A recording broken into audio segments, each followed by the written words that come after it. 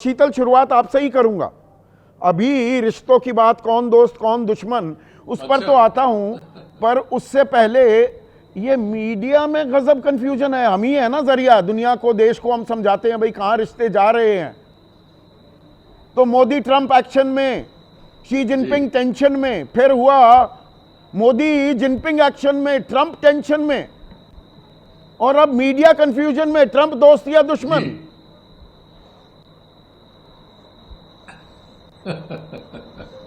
जी, ये कमाल हो रहा है भाई हमारे यहाँ, क्योंकि राजनीति में जो चीजें जिस तरह से हो रही हैं और हमने मीडिया को कर दिया है पावर सेंट्रिक।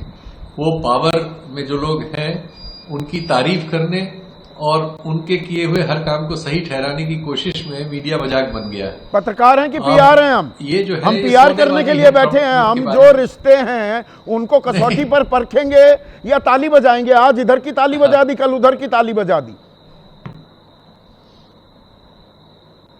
नहीं, यही ताली बजाने के क्रम में हम मजाक बदल गए हैं और ये बहुत ही दुर्भाग्यपूर्ण है कि हम मजाक में बदल गए और हमारा मजाक अंतर्राष्ट्रीय स्तर पर उड़ रहा है, क्योंकि हम इसी तरह से सब ये मीम बनेंगे। आज इसके पहले भी बने और आज जो कन्वर्ट करेंगे वो लोग, अभी तो उनको भाषा समझ में नहीं आ रही है कि ये रात भर में जो चेंज हो गया, वहां तो दिन था कल।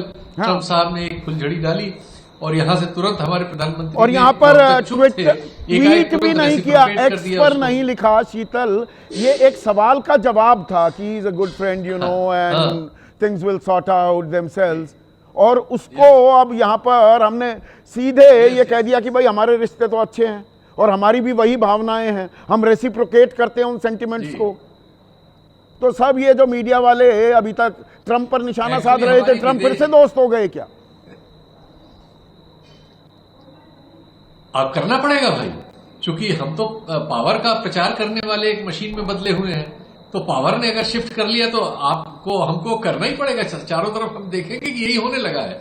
अब हम तुरंत बताएंगे कि देखिए मोदी जी के लिए केमिस्ट्री बहुत तगड़ी थी और उसने ये कर दिया और वो कर दिया, और देखिए ट्रंप को आना पड़ा। अब इसमें हम कुछ दिन ये सब कहेंगे कि ट्रंप को आना पड़ा, और ये सब कह के किसी तरह वहां पहुंच जाएंगे और फिर उसके तर्क देने लगेंगे, और फिर जिनपिंग जो है दुश्मन हो जाएगा और चीन से झालने वाले तोड़ने हम लगेंगे। तो हम जो है, हमारी अंतर्राष्ट्रीय राजनय और हमारा मीडिया दोनों ने अपने आप को एक हास्यास्पद स्थिति में डाल दिया है। और नहीं, अब कारोबारी रिश्ते किसके साथ जारी रहेंगे? अब ट्रंप को अंगूठा दिखाया गया था, स्वदेशी का राग अलापा गया था।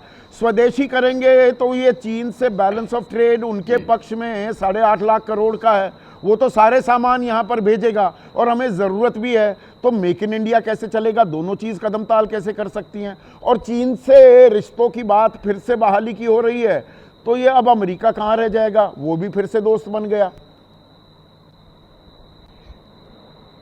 देखिए, रातों रात मेक इन इंडिया नहीं होता। मेक इन इंडिया का इतना बड़ा नारा दिया गया, 11 साल में कुछ नहीं हुआ ये कि हमारी जो मैन्युफैक्चरिंग 16-17% थी वो 12-13% 12 पर आ गई। अब उसे दोबारा 23%, अगले 2 दशकों में 23% करने की बात कर रहे हैं। 2015 में कहा था 15-16 वाला 25% योगदान कर देंगे 10 साल में, वो 10 साल तो गए। 25%, एकदम सही पकड़ा आपने। 25% कहा था, 12 पे आ गए। अब 23% कह रहे हैं। ये उसी तरह से है जैसे किसानों की आय दुगनी कर दी थी हमने, अब जो है उसके बाद अब इंश्योरेंस के भी पैसे नहीं दे रहे हैं किसान को। तो ये हम लोग, दुर्भाग्यपूर्ण है कि हमारी राष्ट्रीय और अंतर्राष्ट्रीय दोनों नीतियां जो है इस तरह से डामाडोल चल रही हैं, जिनका कोई आधार नहीं है। आपका एक्सपोर्ट दुनिया में 2% भी नहीं है, आपकी इकोनॉमी दुनिया के बाजार में 3.5% भी नहीं है। हमने लेकिन अपने को विश्वगुरु घोषित कर दिया। फिर हमारे मीडिया में ये रचा गया कि हमारे बिना दुनिया चल ही नहीं रही है। हमें ये बताया गया कि अमेरिका का इस टैरिफ बढ़ाने से क्या क्या नुकसान होने वाला है। गोया अमेरिकन इकोनॉमी जो 30 ट्रिलियन की है वो हमारे 3 ट्रिलियन 4 ट्रिलियन वाले के फैसले से डूब जाने वाली है। इस तरह का हमने परिदृश्य पैदा किया। अब क्या करेंगे? उसके बाद वो जिनपिंग के यहां चले गए तो हमने वो ढोल बजाना शुरू कर दिया और एक रात में ये परिवर्तन फिर से हो गया। एक रात में हम झूला झूल गए शी जिनपिंग के साथ। हम गलवान भूल गए। हम अभी ऑपरेशन सिंदूर के बाद लेफ्टिनेंट जनरल राहुल सिंह ने बताया हम पाकिस्तान से थोड़ा लड़ रहे थे, चीन से युद्ध हो रहा था। ये चीन पाकिस्तान के साथ, तुर्की के साथ मिलकर पाकिस्तान के साथ खड़ा दिखाई दिया संयुक्त राष्ट्र में।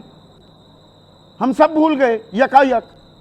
इससे हमारी वो संस्थाएं इससे हमारी वो संस्थाएं जिन पर देश की सुरक्षा वगैरह का भार है, आपने देखा था कि डीएस चौहान साहब हमारे जो सीडीएस हैं, उनकी क्या बात आई थी। सब परेशान हो, सब समझ में नहीं आ रहा था कि हमारी भाई कोई कंसिस्टेंसी है पॉलिसी की कि नहीं। ये चीजें ऐसे नहीं होती। लेकिन अब दुर्भाग्य है कि हमने जिनको विश्व गुरु घोषित कर दिया है, जिन्होंने अपने आप को परामानव घोषित कर लिया है, और जिनको मीडिया हमेशा सुपरमैन बना के पेश करता है, उनकी गलती को सवाल नहीं करता, तो उसने ये हमें मजाक का विषय बनाया है। तो और अब मीडिया की भूमिका, और क्योंकि मैं चौथे स्तंभ का हिस्सा हूं, तो ये जिम्मेदारी, जवाबदेही थोड़ी तय करनी जरूरी।